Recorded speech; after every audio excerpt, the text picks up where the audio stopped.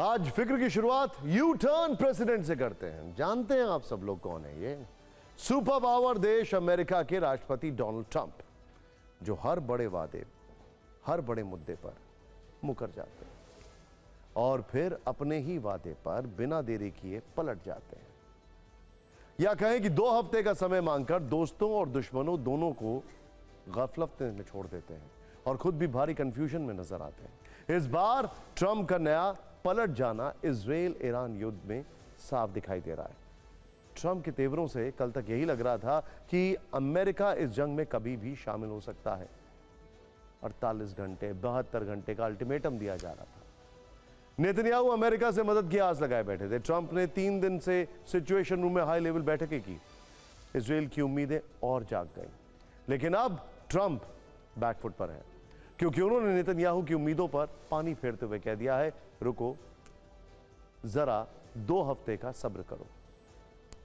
सुनिए ईरान के विरुद्ध अमेरिका के युद्ध लड़ने के सवाल पर व्हाइट हाउस ने क्या कहा, ट्रंप ने कैसे खुद से 2 हफ्ते का समय मांग लिया और किस तरह अमेरिका ने इजराइल को दोस्ती वाला करंट लगा दिया। सुना आपने व्हाइट हाउस का बयान। नेतन्याहू शायद भूल गए थे कि ट्रंप किसी बॉलीवुड फिल्म के उस हीरो के जैसे नहीं है जो एक बार कोई कमिटमेंट कर दे तो वो खुद की भी नहीं सुनता। जबकि ट्रंप के बारे में अब जो कमेंट ट्रेंड कर रहे हैं वो बताते हैं कि ट्रंप एक बार जो कमिटमेंट करते हैं फिर वो उसे कभी पूरा नहीं करते हैं। यानी ट्रंप की चेतावनी, ट्रंप की युद्ध वाली चिंगारियां, ट्रंप की धमकियां सब लगभग ध्वस्त होती नजर आ रही हैं। सिचुएशन रूम में तीसरी बैठक के बाद अमेरिका की ओर से कहा गया है कि ईरान पर कोई भी फैसला अब 2 हफ्ते बाद लिया जाएगा। मतलब यह कि अब तक इजराइल ईरान से अकेले युद्ध लड़ेगा और 14 दिनों तक भारी संकट में रहेगा। और इसकी वजह है ट्रंप, जो पहले चाहे कुछ भी बोलें, लेकिन यहां भी उनका पलटना फिक्स है। और हम ऐसा क्यों कह रहे हैं तो इसकी ठोस वजह भी है। देखिए, 8 दिनों से युद्ध चल रहा है। पिछले 7 दिनों में ट्रंप ने कम से कम 10 बयान दिए हैं। अमेरिका में ईरान पर एक्शन को लेकर 3 बैठकें हो चुकी हैं। अमेरिका के टॉप कमांडर्स के साथ मंथन हो चुका है, लेकिन फैसले के नाम पर इस वक्त यही चल रहा है कि बस 2 हफ्ते और। मतलब यह कि अमेरिका की ओर से ईरान के खिलाफ एक्शन सिर्फ 0%, लेकिन माहौल 100%, धमकी 100% और बड़ी बातें 100%। याद कीजिए, ईरान को लेकर ट्रंप ने पहली बार क्या कहा था। उन्होंने कहा था कि सीज फायर से भी बड़ा कुछ होने वाला है। पहले मैं शिकार था, अब शिकारी हूं। तेहरान के आसमान पर अमेरिका का कब्जा है। खमनेई का ठिकाना भी हमें मालूम है। इसके अलावा कहा था कि ईरान को बिना शर्त समर्पण करना होगा।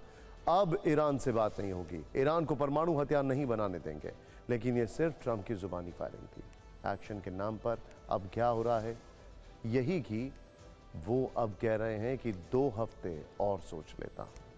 वैसे देखा जाए तो ट्रंप कई मुद्दों पर 2 हफ्ते वाली थ्योरी दे चुके हैं। इसीलिए आपको इसी 2 हफ्ते पर आधारित उनके कुछ पुराने बयान भी सुनने चाहिए। आपके मन में सवाल हो सकता है कि ट्रंप ने ईरान के विरुद्ध किसी बड़े फैसले पर आने के लिए 2 हफ्ते का समय क्यों लिया है। क्या वो ईरान के खिलाफ कोई बड़ी सैन्य योजना पर काम कर रहे हैं जिसमें 14 दिन का समय लग सकता है? क्या ट्रंप बैकडोर से कुछ ऐसा कूटनीतिक दबाव बना रहे हैं कि 2 हफ्ते बाद खमनेई खुद ही घुटनों पर आ जाएंगे और परमाणु कार्यक्रमों को बंद कर देंगे? या फिर ईरान के मिसाइल तेवरों को देखते हुए ट्रंप को लगने लगा है कि अमेरिका इजराइल के चक्कर में अपना नुकसान क्यों झेले और इसीलिए वो किसी तरह से बस पीछा छुड़ा लेना चाहते हैं? तो इन सवालों के जवाब भी हाल फिलहाल की परिस्थितियों को देखते हुए मिल सकते हैं। देखिए, पहली वजह यह है कि ईरान पर हमले को लेकर अमेरिका को नेटो सहयोगियों का समर्थन नहीं मिल रहा है, क्योंकि उनका पूरा फोकस इस वक्त रशिया और यूक्रेन पर है। G7 बैठक में यही देखने को मिला। इनफैक्ट G7 बैठक से जब ट्रंप वापस आ गए तो जितने भी G6 के बाकी देश बचे, मतलब G7 के G6 जो बचे, उनको लगा कि ट्रंप के ऊपर अभी ट्रस्ट नहीं कर सकते हैं। दूसरी वजह यह है कि अमेरिका को अरब देशों का खुला समर्थन भी नहीं है। पहले यह लग रहा था कि परमाणु कार्यक्रम पर अरब देश अमेरिका के साथ खड़े होंगे, ईरान का विरोध करेंगे, लेकिन इस समय कोई भी अरब देश खुलकर ईरान का विरोधी नहीं है। खासकर तब जब खमनेई को मारने की बात हुई तो अरब देश भड़क गए। तीसरी और सबसे बड़ी वजह यह है कि रूस और चीन अब प्रत्यक्ष रूप से ईरान के साथ है। इसको लेकर पुतिन ने ट्रंप को चेतावनी भी दी। चौथी वजह यह भी मानी जा रही है कि अमेरिका और इजराइल ने ईरान की मिसाइल ताकत को कम आंका। मतलब ये कि अमेरिका को लग रहा था कि कुछ दिन के हमलों से ईरान सरेंडर कर देगा, लेकिन कई परमाणु प्लांट के तबाह होने के बाद भी और कई परमाणु वैज्ञानिकों के मारे जाने के बाद भी ईरान के तेवर कम नहीं हुए हैं, बल्कि उसके अटैक इजराइल के एयर डिफेंस नहीं रोक पा रहे। आखिरी वजह यह है कि इस युद्ध से अमेरिकी अर्थव्यवस्था पर बुरा असर पड़ रहा है। अमेरिका के लोग भी युद्ध के समर्थन में नहीं है और सबसे बड़ी वजह यह है कि ट्रंप के ऊपर डोमेस्टिक प्रेशर बहुत ज्यादा है। वहां पर जो एक्सपर्ट्स हैं, वहां पर जो सेनेटर्स हैं, वहां पर ट्रंप की पार्टी के जो रिपब्लिकन्स हैं, वो कह रहे हैं कि ट्रंप आए थे इस वादे के साथ वो युद्ध रुकवा देंगे, लेकिन अभी तक कुछ नहीं कर पाए हैं। और ऐसे में अगर युद्ध में उनकी एंट्री होती है तो ये सबसे बड़ा फेलियर होगा ट्रंप का। हो सकता है इन्हीं वजहों पर विचार करने के बाद ट्रंप ईरान पर अभी फैसला लेने में समय ले रहे हैं और ईरान के लिए नई समय सीमा दे रहे हैं।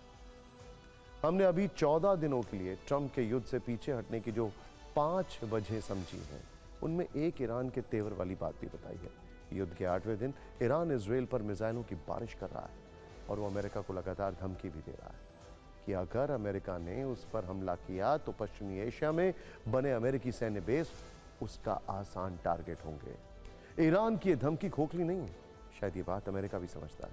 इसीलिए ध्यान दीजिएगा फैक्ट्स को।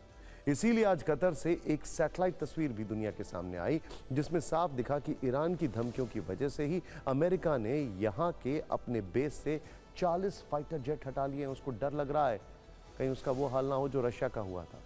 और अल उदैद बेस पर अब सिर्फ 3 अमेरिकी एयरक्राफ्ट ही नजर आ रहे हैं। संभावना है कि इन अमेरिकी लड़ाकू विमानों को ईरानी हमलों से बचाने के लिए ही हटाया गया, जबकि दूसरी ओर ईरान जिस तरह से इजराइल को टारगेट कर रहा है उससे भी शायद अमेरिका को यही लग रहा है कि वो 8 दिन के युद्ध में कहीं से भी कमजोर नहीं पड़ा, क्योंकि इस युद्ध में ईरान ने पहली बार इजराइल पर क्लस्टर बम से लैस बैलिस्टिक मिसाइल से अटैक किया। यह हमला इजराइल के गुश्तान इलाके में हुआ। हमले में कई लोग घायल हुए हैं।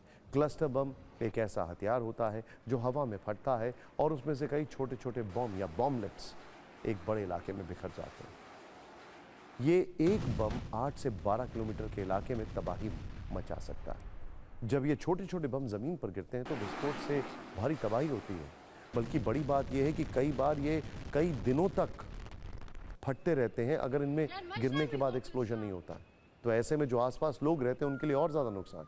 क्लस्टर बम का इस्तेमाल ये बता रहा है कि अब ये युद्ध कितना भीषण हो चुका है। क्लस्टर बम का पहली बार इस्तेमाल दूसरे विश्व युद्ध में हुआ था, लेकिन 2008 में बनी कन्वेंशन ऑन क्लस्टर म्यूनिशन संधि के तहत क्लस्टर बमों के इस्तेमाल पर प्रतिबंध है।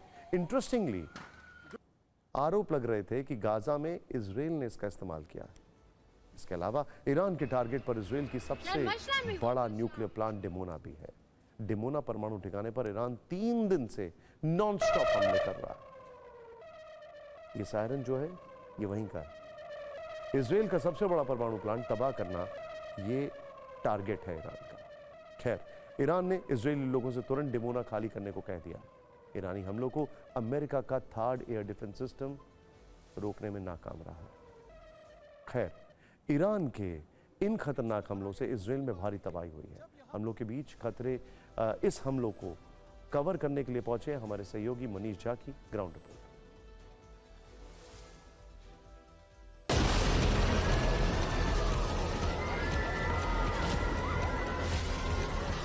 की टीम एक बार फिर उस लोकेशन पर पहुंची हुई है जहां पर कि ईरान के मिसाइल गिरे थे, जिसने आज सुबह इजराइल की शुरुआत की थी सबसे बड़ी तबाही के साथ। और इस वक्त एक के बाद एक उन तस्वीरों को भी हम आपको दिखा रहे हैं और साथ ही बताएंगे कि क्या कुछ हुआ था। तो देखिए, सबसे पहले आप देखिए सामने वाली इस बिल्डिंग को, ये जो माइक्रोसॉफ्ट की बिल्डिंग के ठीक पीछे में एक के बाद एक 8 ऐसी इमारतें हैं जो पूरी तरह से खंडहर बन चुकी है। ऐसा लग रहा है जैसा कि मैं इस वक्त गाजा के किसी इलाके में मौजूद हूँ। वहीं दूसरी बिल्डिंग को देख लीजिए, दूसरी बिल्डिंग की भी यही हालत है, तीसरी, चौथी, 5वीं की भी उधर वही हालत है। सबसे पहले मैं आपको वो जगह दिखाता हूँ जहाँ पर मिसाइल गिरे थे।